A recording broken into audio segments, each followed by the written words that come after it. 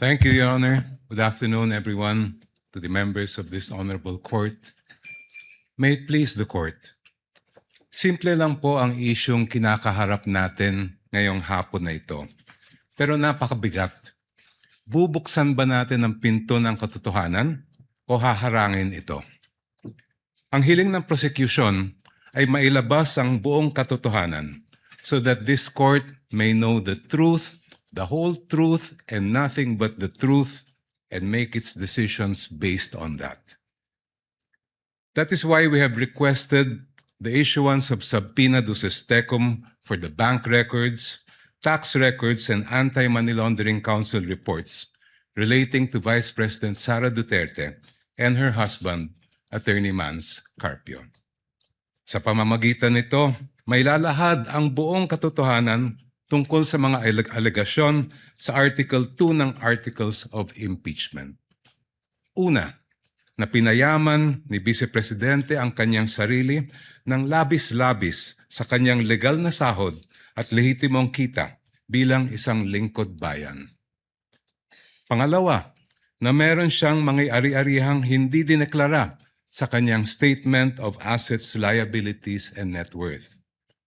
At pangatlo, na habang siya ay nanunungkulan bilang Vice Presidente, nakibahagi siya sa negosyo, directly or indirectly, kahit ipinagbabawal ito ng ating konstitusyon.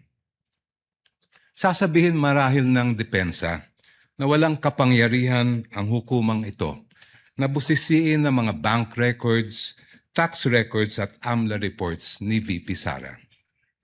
With all due respect, that argument is not only legally flawed, it is an affront to the authority of this honorable court. Kung tatanggapin po natin ang argumentong ito, hahayaan natin maliitin at insultuhin ang hukumang ito. The Constitution, Your Honors, please, vests this impeachment court with extraordinary powers. Tanging ang hukumang ito lamang ang may kapangyarihang magpasya kung ang mga pinakamataas na pinuno ng ating bansa ay karapat-dapat pa rin manungkulan. Because this power comes directly from the Constitution, no one, no person, no law, no administrative rule can limit or supersede it. I repeat, nothing and no one can handcuff this court's power to try and decide this impeachment case.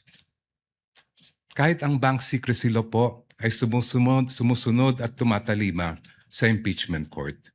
The law explicitly states, and I quote its pertinent portions, all deposits are hereby considered as of an absolutely confidential nature except in cases of impeachment. Walang kaduda-duda, may karapatan at kapangyarihan ng impeachment court na busisiin ang mga bank records ni VP Sara. Hindi rin po hadlang ang Data Privacy Act. The law itself affirms that confidentiality shall not apply, and I quote, should the personal information be needed pursuant to a subpoena duly issued. Muli, walang kaduda-duda. May karapatan at kapangyarihan ng impeachment court na ipasubpoena ang mga dokumento ni VP Sara Duterte. Pero sabi po ng kampo ni Vice President, irrelevant daw ang mga bank records, AMLAC reports at BIR records. Lalo na daw yung mga transaksyon na nangyari bago siya umupo bilang pangalawang Pangulo dahil wala raw itong kinalaman sa kasong ito. The prosecution respectfully but vehemently disagrees. Ayon sa report ng Anti-Money Laundering Council na isinumite sa Committee on Justice ng House of Representatives, the financial activity of Vice President Sara C. Duterte increased significantly starting 2007 when transaction values surged to 208.15 million pesos.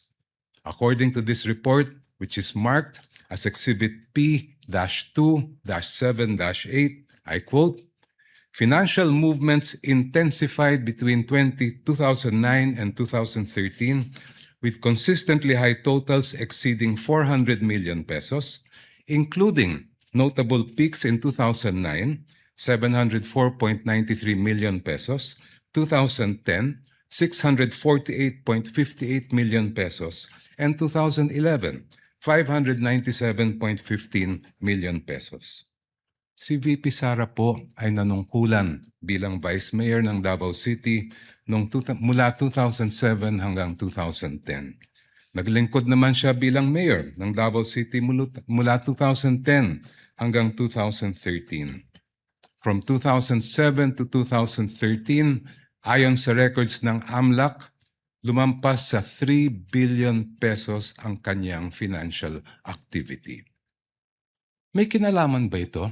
Ito ba ay relevant sa Article 2 ng Articles of Impeachment, which alleges, among others, that VP Sara betrayed the public trust and culpably violated the Constitution when she amassed unexplained wealth manifestly disproportionate to her lawful income? Para sa prosecution, malinaw ang sagot. The Vice President's financial activity as Vice Mayor and Mayor of Davao City relates directly to the main fact in issue in this case, her fitness or unfitness to serve as Vice President. Let me explain. The framers of the 1987 Constitution added betrayal of public trust as a ground for impeachment, and I quote, to include all acts which render the officer unfit to continue in office. For this honorable court to determine whether VP Sara Duterte is unfit to continue in office, it must have a clear picture of the respondent as a public servant. Kailangan makita ng publiko at ng mga senator judge ang tunay na kulay ng vice-presidente at larawan ng kanyang buong pagkatao bilang isang lingkod bayan. If she amassed staggering amounts of unexplained wealth while she was a vice mayor and mayor, doesn't that say a lot about her unfitness to serve as a vice president? Isn't that relevant to the question this court must resolve at the end of this trial of whether or not the vice president betrayed the trust given to her by the people? From what I have gathered and read, Your Honors, please, this is not the first time this court has been confronted with this issue. Sa impeachment ni dating Chief Justice Renato Corona, tinanggap ng hukumang ito ang mga ebidensyang nakalap bago pa man siya naupo bilang punong hukom. I believe it was then Senator Judge, now presiding officer Francis Escudero, who raised the question, will the impeachment court consider only Corona's acts as Chief Justice? This after observing that some exhibits predated his appointment as Chief Justice. This matter was taken up in caucus, after which this court decided to allow such evidence. When Philippine Savings Bank President Pascual Garcia III testified before this court in the same Corona trial, he refused to answer the question of then-Senator Judge Franklin Drilon on the starting balance of Corona's 2 peso-denominated accounts. But, if I'm not mistaken, it was Senator Judge Alan Peter Cayetano who said that records of initial deposits are among the quote-unquote opening documents that should have been brought to the impeachment court. After reading the subpoena, presiding officer Senator Juan Ponce Enrile held that Senator Judge Cayetano's observation was correct. During the same hearing, the presiding officer ordered the issuance of subpoena to PS Bank Katipunan branch manager Annabel Tiongson to bring all the bank records of the Chief Justice. A few days later, the impeachment court denied the defense's motion to quash the subpoena for the peso bank accounts of CJ Corona. The presiding officer explained that the purpose of the subpoena is to find out if Corona has not included the deposits in his salin. This court also denied the defense's motion to suppress evidence on Corona's bank accounts. Sa huli, binusisi ng hukumang ito ang bank records ni Chief Justice Corona mula sa kanyang unang balanse bago pa man siya naging punong mahistrado. The panel of prosecutors respectfully submits that the subpoenas for the production of the bank records, AMLA documents, and BIR documents of the Vice President and her husband are proper and should be issued by this honorable court. Now allow me, Your Honors, to return to my first point. There is a deeper reason why this court must resist the attempts of the respondent to exclude evidence that is obviously relevant. It has to do with curtailing the power of this court. The Constitution gives this honorable court, and I quote, the sole power to try and decide impeachment cases. Kayo lang po, Your Honors, ang may kapangyarihang magpasya kung ano ang impeachable offense at kung anong ebidensya ang maaaring tanggapin para patunayan ito. Kinilala ito mismo ng Korte Suprema. In the case of Francisco versus House of Representatives, the Supreme Court declared, and I quote, a determination of what constitutes an impeachable offense is a purely political question which the Constitution has left to the sound discretion of the legislature. Such an intent is clear from the deliberations of the Constitutional Commission. Inulit po ito ng Supreme Court sa kasong Gutierrez versus House of Representatives, where the Supreme Court declared, and I quote, Francisco instructs that this issue would require the court to make a determination of what constitutes an impeachable offense. Such a determination is purely a political question which this Constitution has left to the sound discretion of the legislature. Clearly, the issue calls upon this court to decide a non-justiciable political question which is beyond the scope of its judicial power. Since this impeachment court has the sole power to determine what constitutes an impeachable offense, no one, not the Supreme Court, much less the defense, can impose limitations on that power. No one can dictate to this court how to exercise the exclusive power to decide what constitutes an impeachable offense. In closing, Your Honors, I go back to the most fundamental provision in our Constitution on the accountability of public officers, Article 11, Section 1, which provides, and I quote, public office is a public trust. Public officers and employees must at all times be accountable to the people. Ibig sabihin po, sa proseso ng impeachment, ang pananagutan sa taong bayan ang pinakamahalaga sa lahat. Kaya naman po, ang hiling namin sa Korte, gamitin ang inyong natatanging kapangyarihan at karapatan na busisiin ang bank records, tax records at AMLA reports kaugnay ni VP Sara at ng kanyang asawa. Sa ganitong paraan, Your Honors, madedesisyonan ninyo ang kaso base sa buong katotohanan. The truth, the whole truth, and nothing but the truth para sa interes at kapakanan ng sambayanang Pilipino. Before I close, if Your Honors, please, if I have whatever time I have left, may I request that it be credited to my rebuttal. Maraming salamat po. We will try to do that, Your Honor. You have 1 minute and 39 seconds. And if at all we do so, we shall equally credit it to the rebuttal, if any, of the Counsel for Respondents. Thank you, Your Honor. Attorney Powa, if you're ready, you may proceed with your oral arguments on the twin motions filed by the prosecutors. You may proceed, sir, when you're ready. Thank you, Your Honor. You have 15 minutes. Mr. Presiding Officer, Honorable Senator Judges, magandang hapon po sa inyong lahat. The issue before the impeachment court today is not whether you possess the power to issue a subpoena. The real issue is whether such power may be exercised in a manner that disregards due process and compels the production of documents and information beyond what is allowed by law. Your Honors, jurisprudence provides that for a subpoena to be valid, it must comply with twin requirements of 1, definiteness, and 2, relevance. Ibig sabihin po nun, dapat particularly describe po ang nasasaklaw ng subpoena at dapat may direktang kaugnayan sa ginagawang paglilitis. Your Honors, when a subpoena becomes oppressive, when it is unreasonable, And when it is merely issued for the very purpose that there is a hope that somewhere, somehow, something incriminating will come out, it ceases to be an instrument of justice.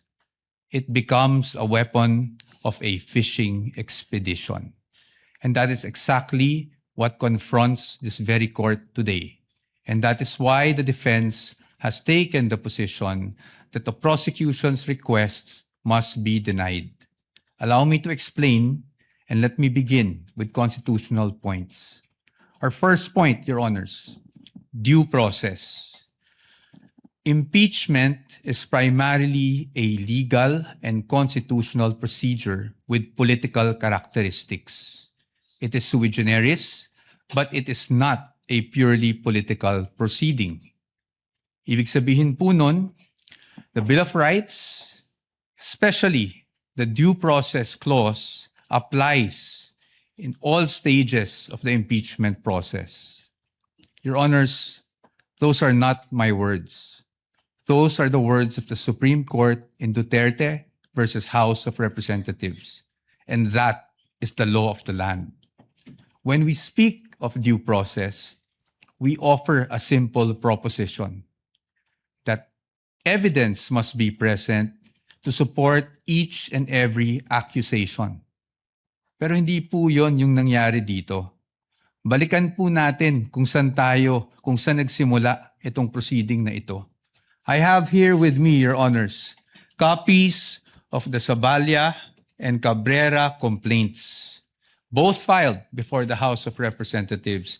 Both accused the Vice President of allegedly amassing unexplained wealth, both with voluminous attachments, yet not one attached a document to support that accusation.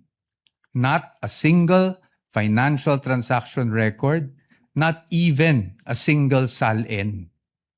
In fact, it was only after these complaints were filed, and more significantly, only after the respondent had filed her answer before the Committee on Justice, that committee started searching for evidence to somehow support these accusations through, again, the issuance of subpoenas.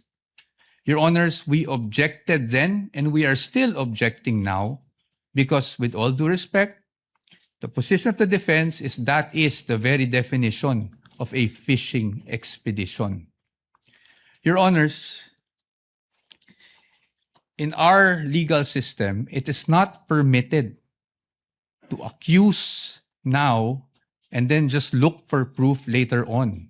That is not how due process works. Hindi po dapat natin pinapayagan yan. Moving on to my second point, Your Honors, let's talk about relevance. It is our position that the requests of the prosecution are in fact fatally overbroad. Bakit po fatally overbroad? An impeachable offense is an act or omission committed while the public official is occupying an impeachable office, not before being elected or appointed to such position. Again, Your Honors, those are not my words. Those are the words of the Supreme Court in Duterte versus the House of Representatives.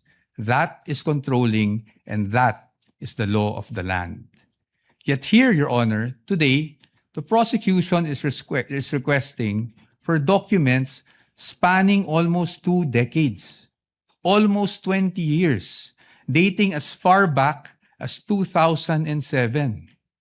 Your Honors, it is a fact na noong 2007, ang respondent ay vice mayor pa lamang. Definitely not an impeachable office, Your Honors. How is that relevant? It is the position of the defense that it is not. In fact, what that is an unlimited search throughout a person's financial history. That should not be allowed. Your Honors, if a subpoena is not narrowly tailored, it is oppressive. For these reasons alone, we are of the position that the request should already be dismissed. Nonetheless, if the impeachment court were to extend its utmost liberality, which the prosecution have asked for in their memorandum, we'd like to point out, Your Honors, that Congress itself, the Senate and the House of Representatives, enacted laws that specifically prohibit the disclosure of these information that the prosecution is asking for now. Let us go through them one by one. Let's start with RA 9160 as amended by RA 11521, which is the Anti-Money Laundering Act.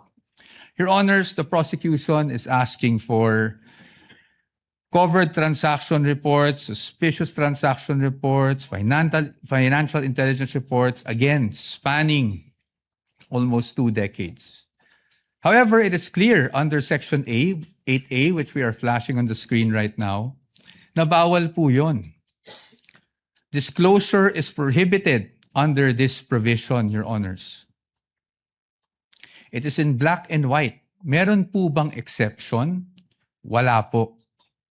Impeachment is not an exception. Had Congress wanted to make impeachment as an exception, madali lang naman pong ilagay yun sa batas. Pero hindi po iyon nagawa. Now, in fact, I also have here copies of the Financial Intelligence Report and another report from the AMLAC, the Information Management Analysis Group, which were already marked as exhibits, Your Honor. And it's in the records of the court. No? Exhibit D2-8-P1, where it says specifically that it should not be the information should not be used as evidence in formal proceedings, Your Honors. Clearly, Your Honors, to compel AMLAC officials to disclose such information would be to compel them to violate the law. Let's move on now to the tax records, Your Honors. Prosecution is asking for tax records, so let's look at the tax code. Section 270 of which criminalizes disclosure of taxpayers' information. Meron po bang exception sa batas na ito? Meron po, but it is limited. Kasama po bang impeachment? Hindi po. That is very clear. Again, Congress wanted to put an exception for impeachment. They could have easily done so, but they did not. Now, Your Honors, let's go to Bank Secrecy Law, RA 1405. The state policy has always been to favor the secrecy of bank deposits, Your Honors. Dito, while we recognize that impeachment is in fact an exception, Your Honors, we submit that this exception is not automatic. Meaning, hindi porket may exception for impeachment, pwede na kaagad natin buksan ang lahat ng bank records na hinihingi ng prosecution. Why? Because, Your Honor, this exception does not dispense with constitutional safeguards. It does not abolish the right to due process. So dapat po, meron pa rin tayong basihan. If you look at the articles of impeachment, wala naman po doon na nagsasabing yung sinasabing unexplained wealth coming from, even if it was an illegal activity, ay pinasok sa isang specific account. In fact, Your Honors, this exception does not automatically mean that we should permit a fishing expedition. Yun nga pong mga bank account numbers na nakaspecify sa request for the issuance of a subpoena, ang aming posisyon po dyan, yan po ay nakalap doon sa illegal disclosure, with all due respect, na ginawa ng AMLAC before the Committee on Justice. And then, Your Honors, they're also asking for the bank records of the spouse. Your Honor, the spouse is not an impeachable officer. and therefore the spouse is not covered by this exception. Again, Your Honors, we should not allow this. In closing, Your Honors, the prosecution has repeatedly invoked accountability. Your Honors, we agree with them. No one is above the law. But in the same manner, no one must fall below or be outside the protection of the law. Impeachment is indeed a powerful constitutional tool. But Your Honors, impeachment is not a magic word or a magic wand that one can just wave to transform an illegal act into a legal act, to transform unlawful access to lawful access. That is not what the Constitution contemplates. That is not what the laws enacted by Congress contemplate. And that is not something that the Honorable Impeachment Court should allow. We submit, Your Honors. Thank you very much. The gentleman still has 2 minutes and 48 seconds, which we shall credit, similar to the request of the prosecutor, to your rebuttal should you desire to use it, counsel, for the respondent, Attorney Paul. Thank you, Your Honor. Counsel, the prosecutor is recognized. Attorney Chel Jokno, you have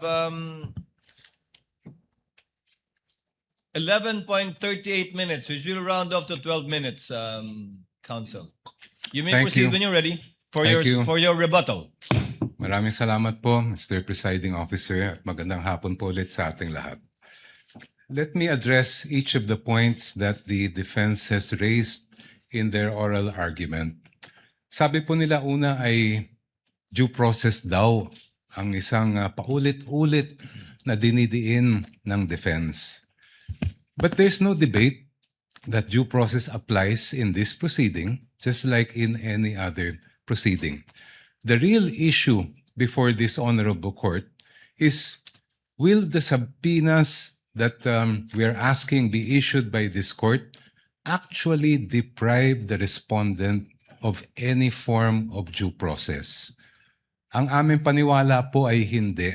And allow me to explain why. First of all, we are not yet at the stage where any evidence is being put in the trial or offered to the honorable court. Nandito pa lang po tayo sa punto na kung maari bang ipaproduce natin itong mga dokumentong ito. The defense will have every opportunity to make objections if and when particular exhibits or documents are identified by a witness and offered in evidence. Therefore, wala pong due process violation ang pag-issue ng subpoena. Second, the defense repeatedly cites the case of Duterte versus House of Representatives as, I quote, the law of the land, as I quote, controlling daw yung decision na yan.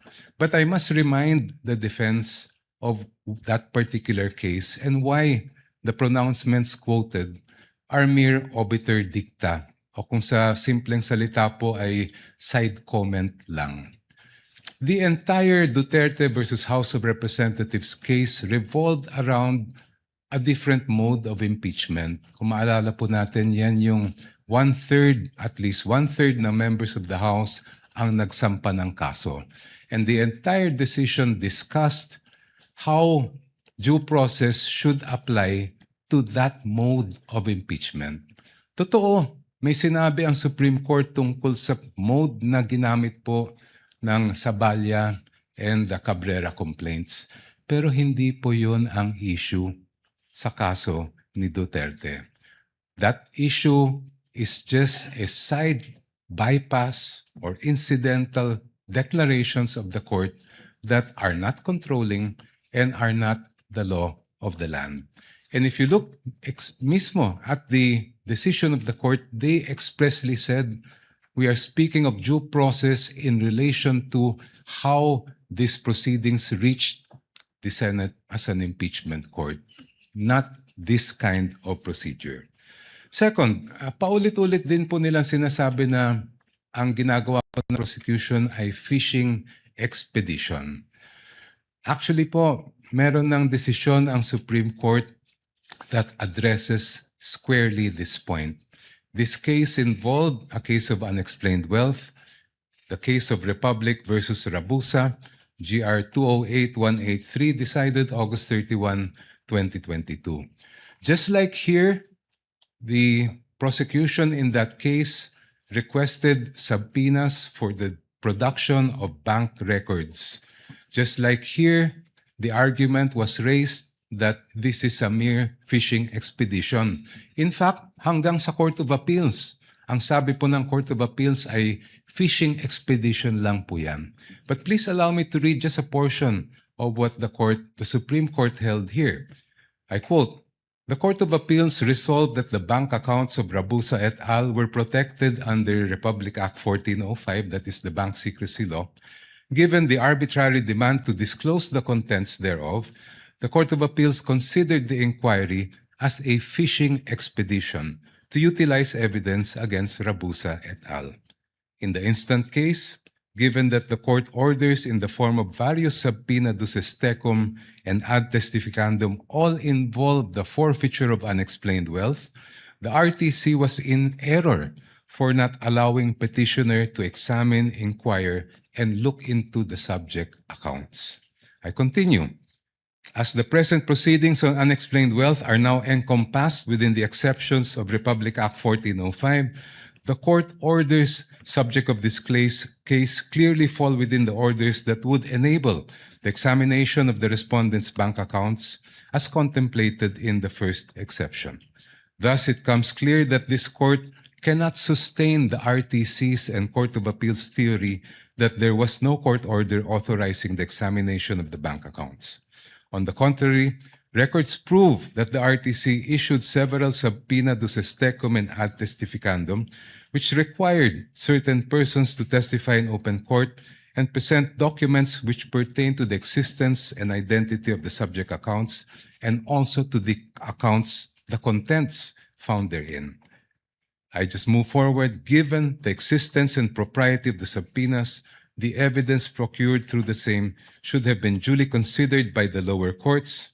This court cannot agree with the Court of Appeals' supposition that the examination of the respondents' bank accounts was but a mere fishing expedition to pin liability on them. Next, the defense repeatedly cites a number of laws to claim that the requested information and documents that we are asking from this court for the issuance of subpoena are confidential. Sabi po nila, confidential daw ito sa ilalim ng Republic Act 1405. Sabi po nila, confidential daw ito sa ilalim ng Anti-Money Laundering Act, pati ang National Internal Revenue Code, pati ang Data Privacy Act ay confidential din. Pero kung titingnan po natin, klaro po at malinaw po sa amin ang batas at ang utos ng saligang batas sa impeachment court na ito. You have the sole exclusive power to determine an impeachable offense, and that includes the power to find out, ferret the entire truth, and make your decision on that basis. I will not dwell on the exception to Republic Act 1405. That's very clear. There's an exception for impeachment. Pero paano naman po yung sinasabi nilang Section 8A ng Anti-Money Laundering Law? If you read that law, particularly that provision, it clearly refers to prohibiting leaks by members of the Anti-Money Laundering Council. It never was intended to short-circuit the impeachment process or limit the powers of this honorable court to find out the truth. Ganon din po ang nakalagay sa ating National Internal Revenue Code. Sabi po ng defense, there's nothing that allows these documents to be made public. I cite Section 71, NIRC. After the assessment shall have been made, I'll just move forward. The returns, together with any corrections, shall be filed in the office of the commissioner, and I quote, and shall constitute public records and be open to inspection as such upon the order of the President. And in fact, during the Corona impeachment trial, the President at that time did order, and that is why this court admitted the BIR documents. Your Honors, madaling sabihin na confidential ang ilang impormasyon at dokumento. Madaling magturo ng batas. Pero ang hinahanap po ng impeachment court ngayon at sa mga susunod na araw, linggo at buwan ay ang katotohanan. At ang layunin ay makamit ang pananagutan. Confidentiality, Your Honor, should not be the prevailing principle in this proceeding. Hindi po confidential ang katotohanan. Maraming salamat po. Thank you, Representative, the Honorable Chel Jokno. Attorney Poa, counsel for respondent, is recognized for his rebuttal. Sir, you have 13 minutes. Thank you, sir. I will not take up the entire time to expedite matters. Your Honors, I respect, of course, the arguments put forth by the distinguished opposing counsel. But when it comes to due process, Your Honors, I think it's beyond debate, no, that due process must be observed in every stage of the proceedings. And aside from that, due process requires, Your Honor, that we also respect the protections afforded by law on the respondent. Your Honors, ang sabi po ng ating distinguished opposing counsels, obiter lang daw po yung sinabi ng Supreme Court. But Your Honors, nung sinabi ng Supreme Court sa Duterte versus House of Representatives na ang impeachable offense is an act or omission that is committed by a public officer while occupying an impeachable office, hindi naman po siguro pwede doon lang sa yung one-third mode gamitin yung ganong definition, pero pagdating po sa ibang mode ay hindi na po applicable yung ganong definition. Your Honors, in fact, in that decision, which I failed to mention earlier, sinabi rin po that the acts or omissions must be done in relation to the office. Kasi yun nga po ang purpose ng impeachment. Next, Your Honors, yung sinasabi na dapat kahit na may mga prohibition sa batas, pwede pa rin nating masapina para ma-examine. Your Honors, it is the wisdom of Congress kaya po may ganung mga prohibitions against disclosure under the law. Kung papayagan po natin that a court process, even an impeachment court, can issue a subpoena to thwart those provisions, it's as if, Your Honor, we are doing judicial legislation here because a judicial issuance can easily repeal for the time being that provision, or at least suspend, Your Honor. Maybe not repeal. Properly, the proper word might be suspend that provision of law. I've never heard about that, Your Honors. And then, lastly, Your Honors, parati nating sinasabi rin, no? Two points. Yung nabanggit na Section 71. I agree po under the tax code that Section 71 provides that if the President orders, then nawawala na po yung confidentiality. However, Your Honors, even given that there's an order from the President, I think we should still think about the relevance. Para saan ba ine-examine yung mga dokumento? Hindi ba para sa impeachment proceeding? Hindi po namin sinasabi na kung sakaling nagkamali man ang Vice Presidente, kung sakaling may paglabag man sa batas ang Vice Presidente noon, ay hindi na pwedeng maparusahan. Marami naman pong paraan. You can file cases against the Vice President for those infractions, preterm infractions. Pero pag impeachment po ang pinag-uusapan, we are limited to what impeachable offenses are. And again, the Supreme Court is clear about that. Your Honors, there's also a repeated citation of the Corona case. But we would just like to point out that the Corona case was tried, decided upon way before Duterte versus HOR. And Your Honors, since it was decided before Duterte versus HOR, the Supreme Court was fully cognizant of what happened in the Corona trial. And yet, Your Honors, they imposed these guidelines.